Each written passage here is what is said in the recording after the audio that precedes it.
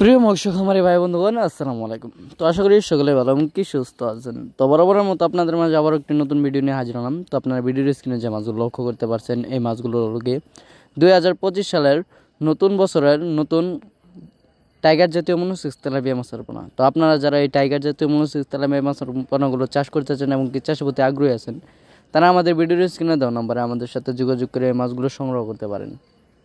আমাদের কাছে রয়েছে দেশি ও বিদেশি নানান জাতীয় মাছের রেণু পোনা, যেমন দেশি শিং, দেশি মাগুর, ভিয়েতনামি শোল, ভিয়েতনামি কই, অরিজিনাল থাই পাঙ্গাস সহ কাপ জাতীয় মাছের রেণু পোনা, সকল ধরনের পোনা আমাদের কাছ থেকে সংগ্রহ করতে পারবেন। তো আজকে বিস্তারিত আলোচনা করব আপনারা এই মাছগুলোকে কীভাবে পুকুরে চাষ করবেন। তো এই মাছগুলোকে পুকুরে চাষ করার প্রথম ক্ষেত্রে আপনাদের যে কাজটা করতে হবে সেটা হলো পুকুর প্রস্তুতি।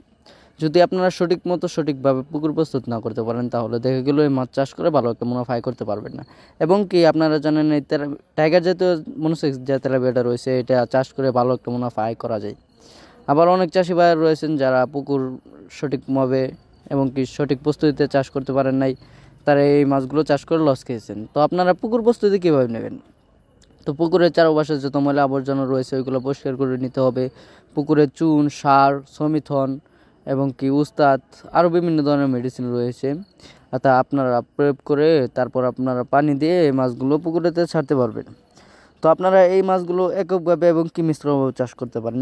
এই মাছের সাথে আপনি শিং, ট্যাংরা, গুলশা, পাবদা এবং কি আরও কার্প জাতীয় যে বাংলা মাছগুলো রয়েছে, রুই, কাতল এবং কি আরও সিলভার ক্রাপ, ব্রিকেট, ব্লাড কাপ সহ যে কোনো প্রজাতির মাছ আপনারা এই মাছের সাথে চাষ করতে পারবেন, শুধু রাকসি মাছ বাদে। তো আশা করি ভিডিওটি ভালো লেগে থাকলে অবশ্যই লাইক এবং কি কমেন্ট করে আমাদের পাশে থাকবেন। আরও মাছের পরামর্শমূলক ভিডিও পেতে অবশ্যই আমাদের চ্যানেলটি সাবস্ক্রাইব করে রাখবেন। তো সকলকে অসংখ্য ধন্যবাদ আমাদের ভিডিওটি ফুল দেখার জন্য।